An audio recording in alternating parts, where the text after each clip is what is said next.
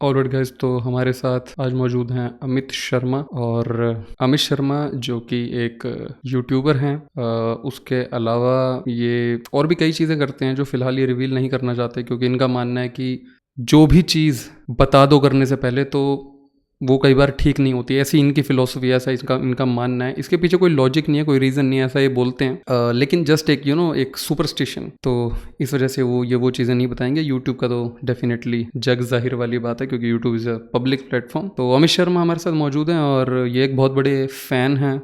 अभी रिसेंटली हमने देखा कि सतीश शाह जी, जिनकी डेथ हुई है अभी 2 दिन पहले, बहुत बड़े फ़ैन हैं ये उनके। और डेफिनेटली उनसे रिलेटेड हम इनसे कुछ पूछेंगे, कुछ सवाल, कुछ किस्से, जो भी हम पूछ सकते हैं और जो भी ये बता सकते हैं। तो thank you so much Amit ji, और आपका बहुत बहुत स्वागत है। या थैंक यू सो मच। तो अमित जी, सतीश शाह जी के आप कैसे बहुत बड़े फ़ैन हैं और क्या आप कहना चाहेंगे उनके बारे में?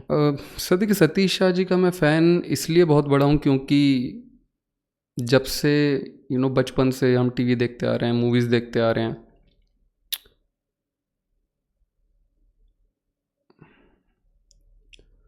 और मतलब ऑफ कोर्स मूवीज़ वगैरह में देखा है उनको, फ़िल्मों में देखा है हमने। और क्योंकि मैं अगर अपने बचपन की बताऊं तो मैं बचपन से ही मतलब मुझे टीवी देखने का बहुत ज़्यादा शौक था, क्योंकि जब मैं छोटा था तो टीवी उतना इजीली एक्सेसिबल था नहीं। Being an early 90s born, तो टीवी उतना इजीली अवेलेबल नहीं था। I also come from a very lower middle class family. तो हमारे थोड़ा पैसों को लेकर काफ़ी ज़्यादा इश्यूज रहते थे।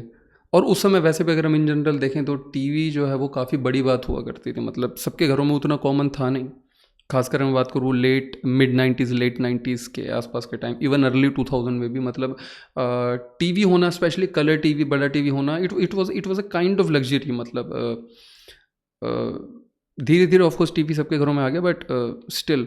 और उस समय केबल भी एक इशू होता था। खैर, तो मूवीज़ देखना मुझे बहुत ज़्यादा पसंद था, मुझे टीवी इन जनरल देखना बहुत ज़्यादा पसंद था। मैं शोज़ वगैरह, सीरियल्स तो नहीं, मतलब डेली सोप वगैरह नहीं देखता था, बट टीवी शोज़ वगैरह जो आते काफ़ी देखता था। मूवीज़ वगैरह देखना शुरू किया तो Satish Shah ji being a very renowned actor, he was very good at its craft. Specially मेरे को हॉरर मूवीज़ देखना बहुत पसंद था, तो कुछ हॉरर मूवीज़ भी हैं। मैं नाम इस समय भूल रहा हूँ, but I don't remember if it was Veerana. और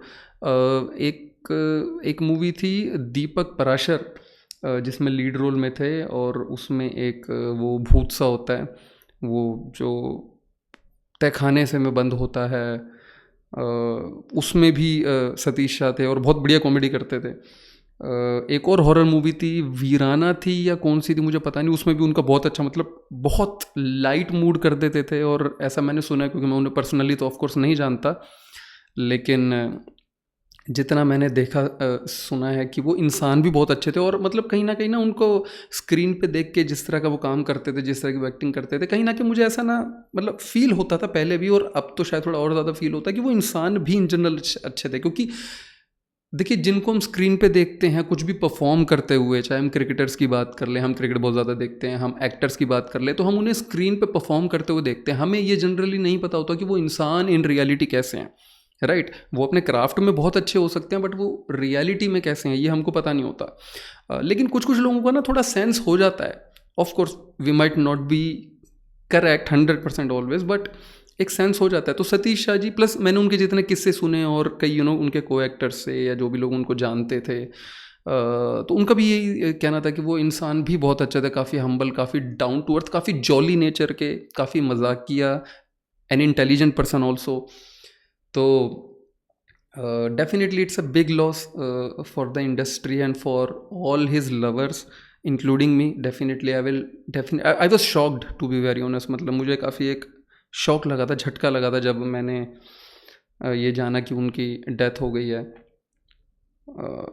और मूवीज़ की अगर हम बात करें तो हम आपके यहाँ कौन में उनका एक काफ़ी सिग्निफिकेंट रोल है। हम साथ साथ हैं में उनका काफ़ी सिग्निफिकेंट रोल है। और भी कई सारे कई सारी मूवीज़ हैं, कई सारे इवन सीरियल्स हैं, शोज़ हैं, जिनमें वो आते थे। जुड़वा मूवी थी सलमान खान की, उसमें हवलदार का रोल बहुत औसम किया था उन्होंने। राइट, मैं हूँ ना में बंदूक पिस्तौल। राइट, तो वो भी बहुत ही शानदार था। तो हाँ, इस तरह की कुछ परफॉर्मेंसेज उनकी बहुत ही शानदार। सीरियल्स की अगर मैं बात करूँ तो सीरियल्स का मुझे अभी उतना याद नहीं आ रहा, क्योंकि मैं सीरियल्स उतने कोई ज़्यादा देखता था नहीं। शायद मेरी मम्मी ज़्यादा बता सकती हैं क्योंकि वो सीरियल थोड़े ज़्यादा देखती थी उन दिनों में। मैं तो मूवीज़ और ये जो वैसे टीवी शोज़ होते हैं ना, जैसे कि ये शाका लाका बम बम वगैरह आते थे, सोनपरी एंड ऑल, ये सब मैं ज़्यादा देखता था। थोड़े बहुत कभी कार्टून्स वगैरह देखता था, but I always enjoyed his work.